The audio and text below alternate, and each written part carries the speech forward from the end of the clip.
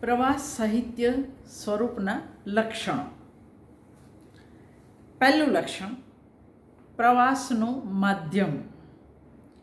પ્રવાસ સાહિત્ય મુખ્યત્વે ગદ્યના માધ્યમ દ્વારા સર્જાતું સાહિત્ય સ્વરૂપ છે. લેખક માટે એની પ્રવાસ અનુભૂતિ વ્યક્ત કરવા ગદ્યનું વાહન સ્વાભાવિક, સુલભ અને સરળ નીવડે છે.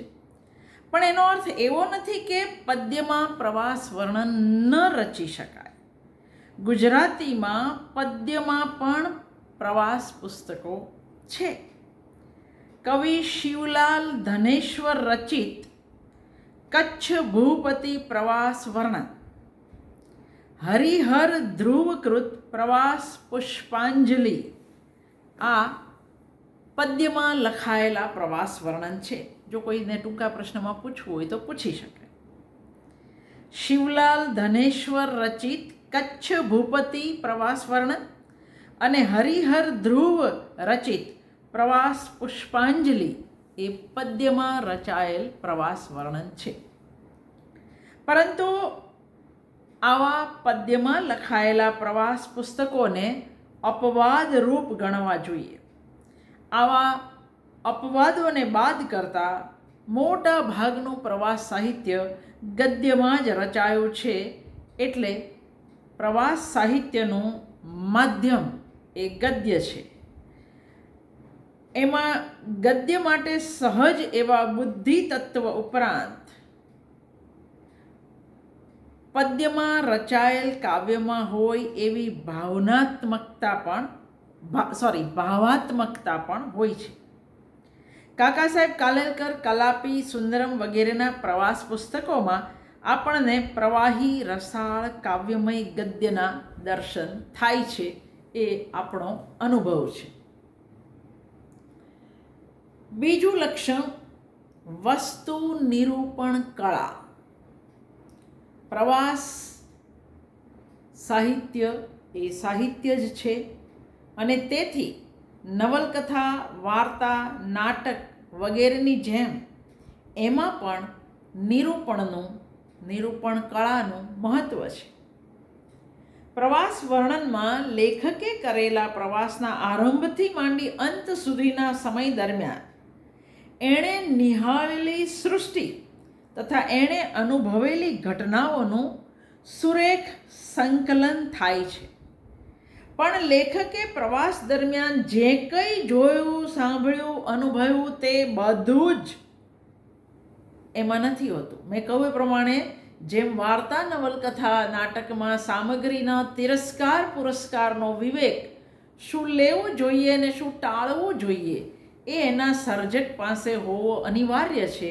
એ જ લક્ષણ એ પ્રવાસ વર્ણન માટે પણ જરૂરી છે. પ્રવાસ સાહિત્ય સ્વરૂપમાં પણ સામગ્રી તો એની પાસે બધી જ છે, પણ એમાંથી એણે તિરસ્કાર પુરસ્કાર કરીને શું લેવું અને કેવી રીતે નિરૂપવું એ બેઉ એણે નક્કી કરવાનું છે.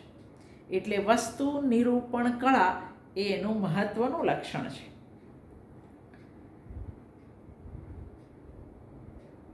એને જે કંઈ અસામાન્ય, પ્રભાવક, આકર્ષક લાગે એવા દ્રશ્ય, પરિસ્થિતિ કે પાત્રની એ વાત કરશે.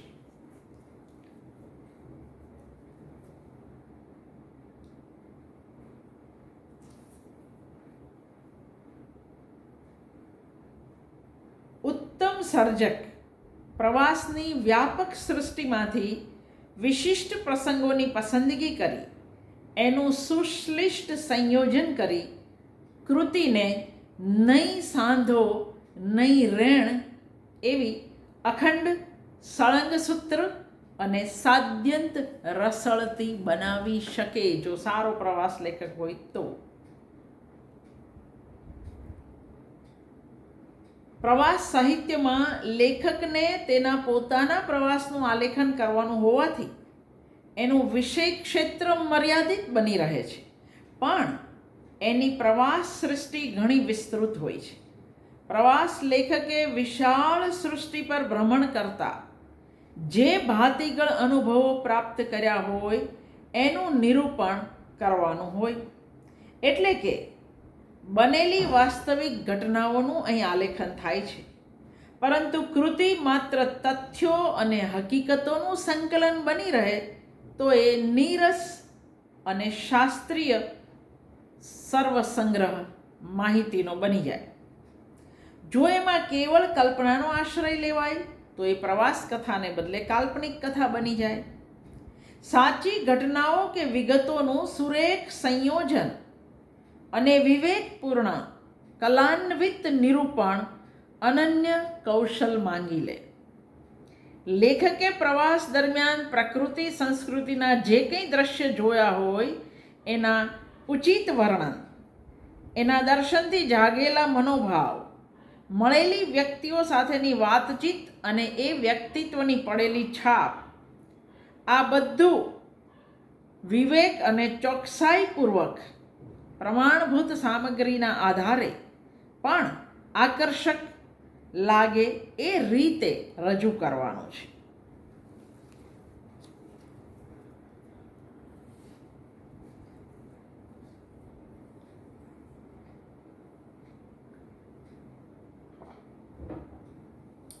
પ્રવાસ વર્ણનમાં લેખકના પ્રવાસના અતથી ઇતિ એટલે આરંભથી અંત સુધીના સમય દરમિયાન એને થયેલા વિવિધ દર્શન, શ્રવણ, અનુભવનું આલેખન થાય છે, પરંતુ તેમાં પ્રસંગોની ક્રમિકતાને કે દરરોજ જોવા મળેલ દ્રશ્યોના સિલસિલાને જડ રૂપમાં વળગી રહેવાનો કોઈ ચોક્કસ આગ્રહ હોઈ શકે નહીં.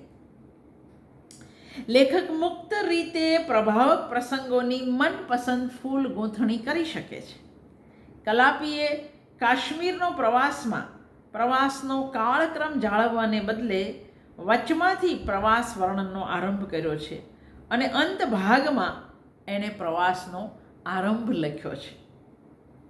પણ એનાથી કૃતિની રસાત્મકતા પર કોઈ ફરક પડ્યો નથી. ક્રમિકતા જાળવીને લખાયેલા ઘણા પ્રવાસ પુસ્તકો નીરસ બન્યાના દાખલા છે. દાખલા તરીકે ફરામજી દિનશાજી પિટિટને યુરોપ, અમેરિકા, જાપાન અને ચીન, કે પછી સારાભાઈ ચોકસીનું ભારત દર્શન, એ તમને માત્ર પ્રસંગોની ક્રમિકતાવાળા નીરસ પુસ્તકો લાગે. પણ કાલેલકર, સુંદરમ, કલાપી એના પ્રવાસ પ્રસંગોની ક્રમિકતા જાળવીને પણ કલાપીએ તો ક્રમિકતા નથી જાળવી, પણ કાકા સાહેબ કાલેલકર સુંદરમે એ જાળવી છે અને છતાંય ગમી જાય એવા પ્રવાસ વર્ણનો એમણે આપ્યા છે. પ્રવાસ કથામાં સંક્ષિપ્તતા અને સઘનતા અનિવાર્ય છે. આ પણ એનું મહત્વનું લક્ષણ છે. પોતે કરેલા પ્રવાસનું સાંગોપાંગ અતિ વિસ્તૃત, ઝીણવટભર્યું નિરૂપણ કરવાનું સર્જક પ્રવાસ લેખકનું લક્ષ્ય હોઈ શકે નહીં. એ તો એને પ્રવાસ દરમિયાન સ્પર્શી ગયેલા પ્રકૃતિ સંસ્કૃતિના અમુક ચોક્કસ દ્રશ્યોનું જ આલેખન કરે છે. પ્રવાસનું રોજનીશી જેવું માહિતી પ્રદાન અતથી ઇતિ સુધીનું વર્ણન કૃતિને શિથિલ બનાવે અને સાથે સાથે શુષ્ક પણ બનાવે. ત્રીજું મહત્વનું લક્ષણ પ્રવાસ કથાનું એ છે વ્યક્તિત્વનું પ્રગટીકરણ. પ્રવાસ કથામાં પ્રવાસ લેખક પોતે જ પોતાના અનુભવોનું બયાન કરે છે.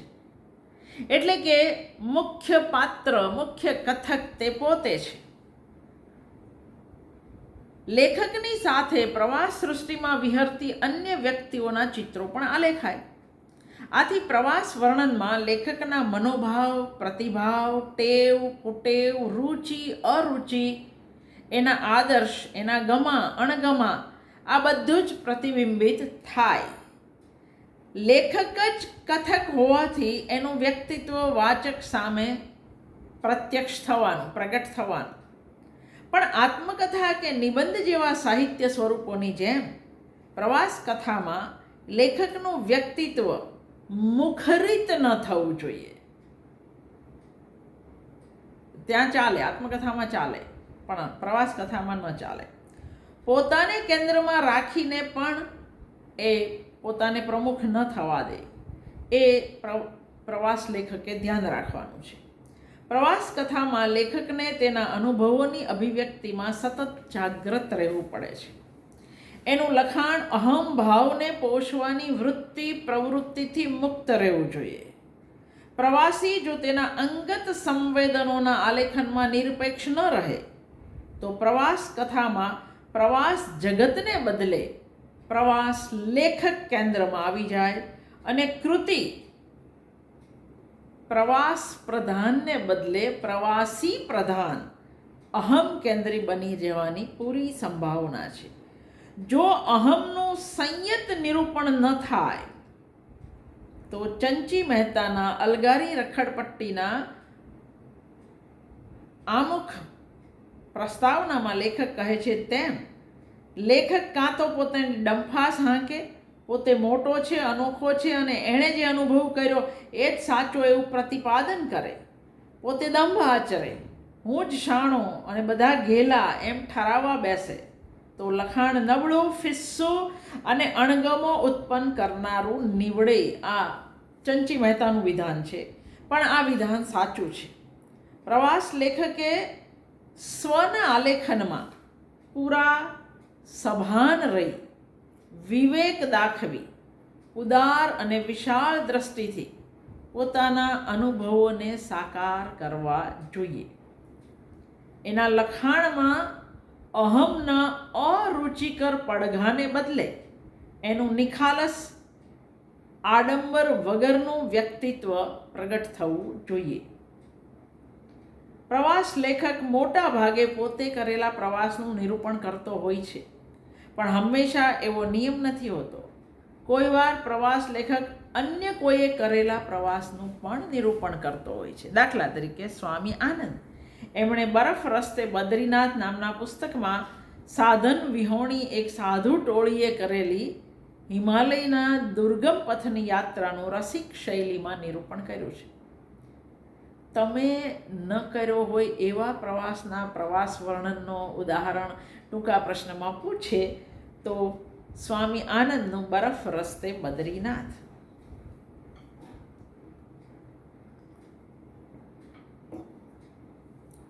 ચોથું લક્ષણ, વ્યક્તિચિત્રણ. પ્રવાસ કથામાં લેખક ઉપરાંત અન્ય અનેક વ્યક્તિઓ પાત્ર રૂપે પ્રવેશતી હોય છે. તેમના શબ્દચિત્રોનું એમાં મહત્વનું સ્થાન હોય છે. પ્રવાસ લેખકને એના પ્રવાસ દરમિયાન અનેક અજાણ્યા અથવા તો ઓછા જાણીતા માનવીઓનો ભેટો થાય છે. લેખક સાવ સામાન્ય માણસથી માંડીને મહાન વિભૂતિઓ સુધીના સજ્જનો અને દુર્જનો, બાળકો અને વૃદ્ધો, સ્ત્રીઓ અને પુરુષો એમ ભાતના પાત્રોના સંપર્કમાં આવે છે. એમાંના કેટલાક પાત્રો લેખકના આત્મીય સ્વજન બની જાય છે, એના હૃદયમાં માન અને પ્રેમભર્યું સ્થાન પ્રાપ્ત કરે છે.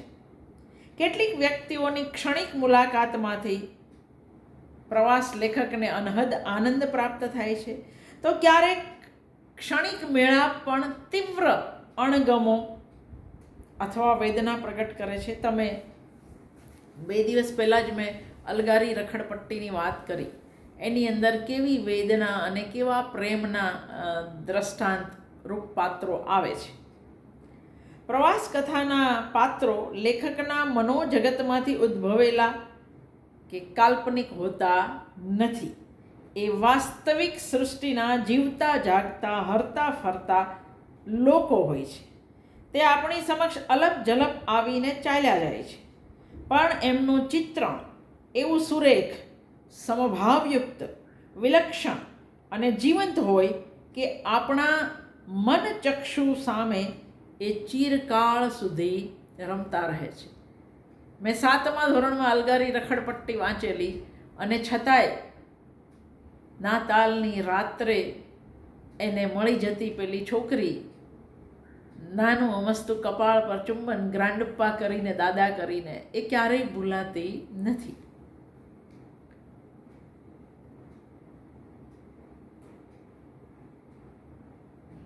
લેખકની અંદર આવા પાત્રોને નિરૂપવા માટે જન સ્વભાવની સાચી આંતરસૂઝજન્ય પરખ અને માનવ હૃદયના સૂક્ષ્મ ભાવોની પૃથ્થકરણ કરવાની શક્તિ હોવી જરૂરી છે.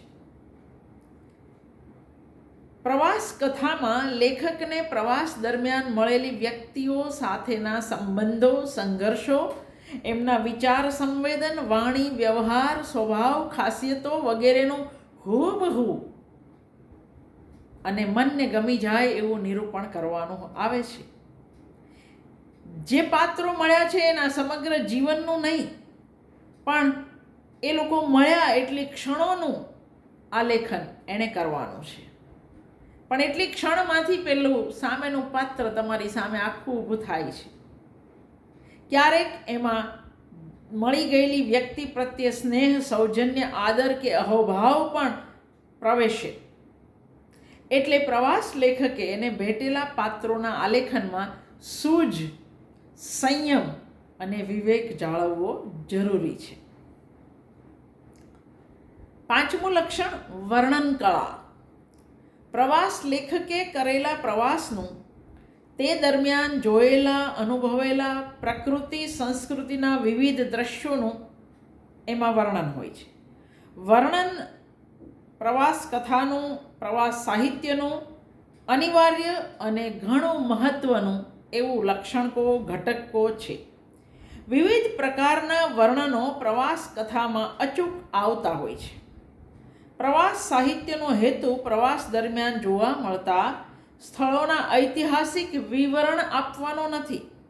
એનો હેતુ છે લેખક દ્વારા પ્રવાસમાં પ્રાપ્ત અનુભૂત સત્યોને વાચકની સામે મૂળ રૂપમાં સજીવ રીતે ઉપસ્થિત કરવાનો, અને એના માટે ખુલ્લી આંખ દ્વારા કરેલા અવલોકનની સાથે સાથે અપૂર્વ વર્ણન કૌશલ પણ અપેક્ષિત છે. લેખક સર્વસાધારણ દૃષ્ટિથી બધી જ બાબતોનું વિગતવાર વર્ણન નથી કરતો, પરંતુ જેનું નિરૂપણ કરે છે એને એ પોતાના સંવેદન અને કલ્પનાના રંગે રંગીને પછી પ્રસ્તુત કરે છે. વિવિધ સ્થળોના પ્રવાસ દરમિયાન એને થયેલા અંગત અનુભવો, સંવેદનો, સંસ્મરણો, કલ્પના વગેરે દ્રશ્યોને રસી દઈ રસભર્યા અને સજીવ બનાવીને એ આપણી સામે આલેખે છે. પ્રવાસ સાહિત્યમાં લેખક દ્વારા જમીન માર્ગ, જળ માર્ગ કે પછી હવાઈ માર્ગે થયેલા વિભિન્ન પ્રદેશોમાંના ભ્રમણોના વર્ણન રજૂ થાય છે. આ વર્ણનો વિગતોના શુષ્ક ખડકલા કે માહિતીની નોંધ જેવા નહીં, પણ સુરેખ, રંગીન, સ્પર્શક્ષમ અને મનને ગમી જાય એવા હોવા જોઈએ. લેખક જે સ્થળોએ વિચર્યા હોય, જેમના દર્શનથી મંત્રમુગ્ધ થયા હોય, એનો એણે ચિત્રાત્મક વર્ણનો દ્વારા વાચકને પણ સાક્ષાત્કાર કરાવવાનો હોય છે કે શા માટે એને એ ગમી ગયું. એ વાંચનાર તરીકે મને પણ ગમી જવું જોઈએ.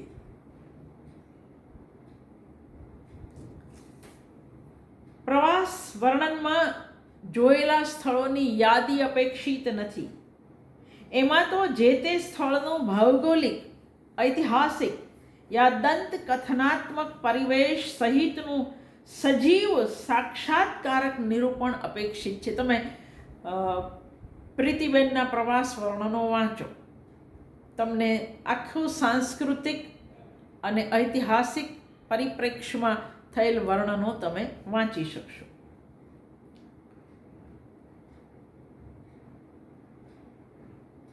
પ્રકૃતિના અનેક સુંદર, ભવ્ય, અદ્ભુત, મનોહર દ્રશ્યોના મૂર્ત, સ્પર્શક્ષમ, રંગીન, જીવંત અને હૃદય વર્ણનો પ્રવાસ કથામાં ઘરેણારૂપ બની રહે છે.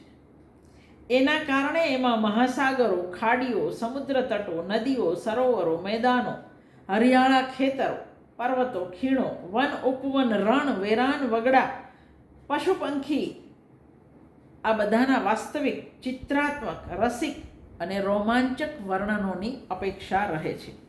પ્રવાસ કથામાં પ્રકૃતિના તથા સ્થળ કાળના વર્ણનોની સાથે માનવ સંસ્કૃતિ અને સભ્યતાએ સર્જેલા આકર્ષક સ્થાનો કે ધામોના જેવા કે નગરો, રાજમાર્ગો, સ્ટેશનો, બજારો, નાટક, સિનેમાગૃહો, અવનવા આકારની ઇમારતો, જાત ભાતની નાની મોટી ચીજ વસ્તુઓ પેદા કરતા કારખાના, પુલો, બંધો, નહેરો, ગામડા, ખેતીવાડી, વાણી, વેશભૂષા, રહેણી કરણી, વૃત્તિ, પ્રવૃત્તિ, આ બધા જ પ્રકારના વર્ણનો ને અવકાશ છે.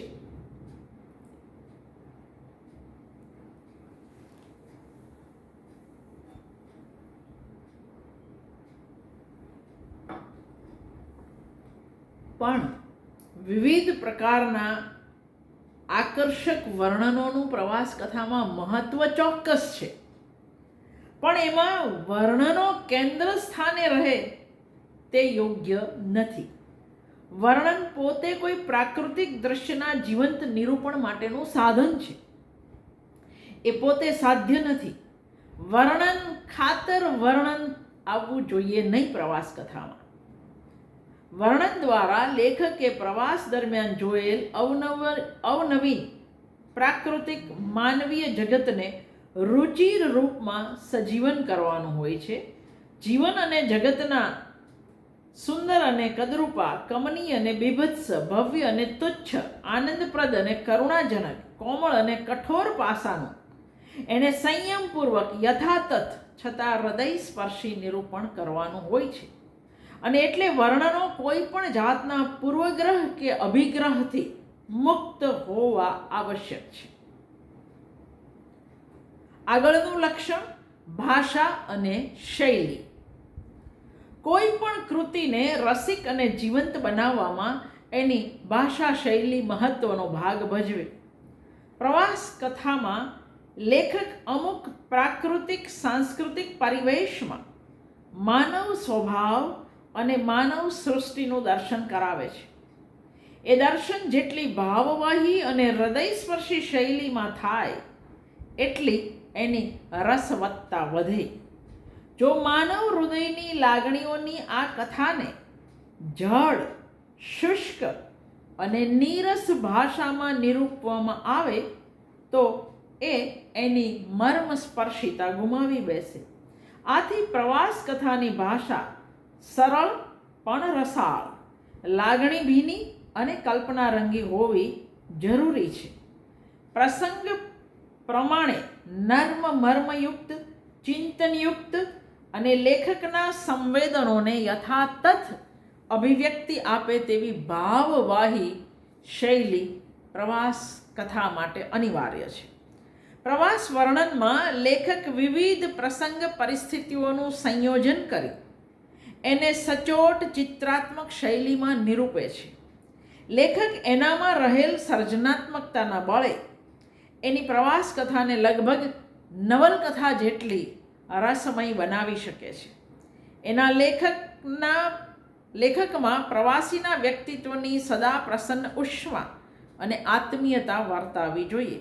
સ્થળ, પ્રસંગ, દૃશ્ય, પાત્ર, મનોભાવ વગેરેનું મૂર્ત અને ગતિશીલ નિરૂપણ એમાં આવશ્યક છે. પ્રવાસ સાહિત્યનું મુખ્ય પાત્ર લેખક હોય છે અને તેને જ અંત સુધી બોલવાનું હોય છે. આથી એની ભાષામાં એક ધારાપણું કે નીરસતા આવવાની એક જોખમ હોય છે. ભાષા પર જો લેખકનું પ્રભુત્વ ન હોય તો ભાગ્યે જ સફળ પ્રવાસ કૃતિ રચાય. ભાષા પ્રભુત્વ ધરાવનાર લેખકની કૃતિ તાદૃશ વિવિધ જીવંત નિરૂપણને લઈને સરસ અને પરિણામે સફળ બને છે. કાકા સાહેબ કાલેલકરની પ્રવાસ કૃતિઓ એનું ઉદાહરણ છે. પ્રવાસ કથામાં લેખક પોતાના અનુભવને આલેખતો હોવાથી એની ભાષામાં સ્વાભાવિક નિખાલસતા, સરળ નિર્વ્યાજ મધુરતા, વાતચીતની નૈસર્ગિક છટા અને વિનોદ પરિહાસ કરવાની પટુતા હોવી જોઈએ. કૃત્રિમ, ક્લિષ્ટ, કઠોર, આડંબરયુક્ત શબ્દાળો ભાષા રીતિ પ્રવાસ વર્ણનમાં કદી ચાલી શકે નહીં. પ્રવાસ કથામાં આવતા છૂટાછવાયા પ્રસંગોના રસાળ નિરૂપણ માટે લેખક વચ્ચે વચ્ચે જો યોગ્ય લાગે તો ટૂચકા, હાસ્ય, વિનોદયુક્ત અનુભવ યા પ્રતિભાવ, દંતકથા વગેરેનો ઉપયોગ કરે છે અને એના કારણે એક વિવિધતા આવતી નથી. એની કૃતિમાં વિવિધતા, જિજ્ઞાસા, રસિકતા જેવા તત્વ એના કારણે ઉમેરાય છે અને જે વાચકને પકડી રાખે છે. પ્રવાસ સાહિત્યમાં અમુક શૈલીનો જ પ્રયોગ થવો જોઈએ એવો કોઈ નિયમ નથી. કેટલીક વાર એમાં વર્ણનાત્મક શૈલી હોય છે, ક્યારેક નાટ્યાત્મક નિરૂપણ પણ થાય છે, તો ક્યારેક પત્ર શૈલી પણ પ્રયોજાય છે. ગુજરાતીમાં મહદ અંશે વર્ણનાત્મક રીતિમાં લખાયેલા પ્રવાસ વર્ણનો છે, જેમ કે કાકા સાહેબ કાલેલકરનો હિમાલયનો પ્રવાસ, સુંદરમનો દક્ષિણાયન, ઝવેરચંદ મેઘાણીનું સૌરાષ્ટ્રના ખંડેરોમાં વગેરે. કેટલીક પ્રવાસ કથામાં વર્ણનાત્મક શૈલી ઉપરાંત નાટ્યાત્મક શૈલી છે. દાખલા તરીકે રસિક ઝવેરીની અલગારી રખડપટ્ટી, ચંચી મહેતાની ગઠરિયા શ્રેણી વગેરે. કેટલીક પત્રાત્મક પ્રવાસ કથાના પુસ્તકો પણ છે. દાખલા તરીકે કાશ્મીરનો પ્રવાસ કલાપી, પ્રવાસ પત્રો છોટુભાઈ અનડા, ભોગીલાલ સાંડેસરાની પ્રદક્ષિણા વગેરે. ક્યારેક એ ડાયરી રૂપે પણ આવે છે. વિજયરાય વૈદ્યની ખુશ્કી અને તરી, સ્વામી પ્રણવ તીર્થજીની કૈલાસ, નરભેરામ સદાવ્રતની શ્રી કૈલાસ દર્શન વગેરે. આગળનું લક્ષણ છે સાહિત્યિકતા. પ્રવાસ કથામાં લેખકે કરેલા પ્રવાસનું મહત્વ વધારે હોય છે તો સાચું, પણ પ્રવાસ દરમિયાન લેખકને થયેલા અનુભવો એના ચિત્તમાં ઓગળી જઈને પછી નિરૂપાય છે, વિગલિત થઈને પછી નિરૂપાય છે. એમાં અનુભૂતિની સચ્ચાઈનો રણકો સ્પષ્ટ સંભળાવવો જોઈએ. વાચકને પોતે સહપ્રવાસી હોય એવી પ્રતીતિ થવી જોઈએ. પ્રવાસ વર્ણનમાં ક્યારેક વિષય કરતાં લેખકનું વ્યક્તિત્વ અને સાહિત્યિક છટા સવિશેષ નિખરતા હોય છે અને છતાં એ કૃતિ વાચકને રસિકતાનો અનુભવ કરાવે છે. પ્રવાસ સાહિત્યમાં વર્ણનોની ઐતિહાસિકતા કે વિગતોના મૂળભૂત તત્વોની અપેક્ષાએ તેમની સાહિત્યિક કલાત્મક અભિવ્યક્તિ વધારે મહત્વની બની રહે છે. અંગ્રેજ લેખિકા મેરી કિંગ્સલે પ્રવાસ કથામાં સાહિત્ય તત્વને જરૂરી નથી એવું કહે છે. એ કહે છે, no one expect literature in a book of travel. પ્રવાસના પુસ્તકમાં કોઈ સાહિત્યની અપેક્ષા રાખતું નથી, પણ હકીકતે આ વિધાનનું સમર્થન કરી શકાય એમ નથી. પ્રવાસ પુસ્તકમાં સાહિત્યના અંશ જો ન હોય તો એ ગાઈડ બુક કે ભોમિયા પોથી કે પછી માહિતી પ્રધાન રેલવેની ચોપડી બની જાય. એમાં પ્રવાસી માટેની સવલતો અને વિવિધ સ્થળોએ પહોંચવાની સૂચના હોય, સ્થૂળ વિગતો હોય, એની અંદર મજા ન આવે. વાચકને એવું વાંચવાનો કંટાળો આવે. પ્રવાસ સાહિત્યની દ્રષ્ટિએ આવા પુસ્તકો ઉતરતા ગણાય. ઉલટું સાહિત્યિક ગુણવત્તા ધરાવતા પ્રવાસ પુસ્તકો રોચક, રસળતી યા કલાત્મક શૈલીમાં આલેખાયા હોય છે. એમાં લેખકને પ્રભાવિત કરી ગયેલા સ્થળો કે બનાવોનું હૃદયસ્પર્શી નિરૂપણ થાય છે. સ્થળ પ્રત્યેના કેવળ પ્રેમથી પ્રેરાઈને લેખક એમાં ભાવભર્યું વર્ણન કરે છે. આથી એ વાચકને આકર્ષે છે.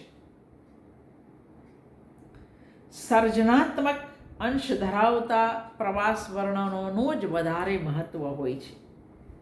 એટલે જો કોઈ એવું કહે કે પ્રવાસની અંદર સાહિત્યિકતાનો અભાવ ચાલે તો એ વાત સાથે સંમત થઈ શકાય નહીં.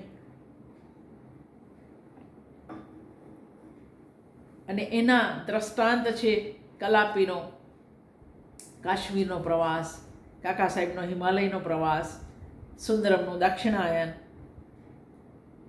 રસિક ઝવેરીની અલગારી રખડપટ્ટી વગેરે. અને છેલ્લું લક્ષણ પ્રવાસ સાહિત્ય અને ઇતિહાસ.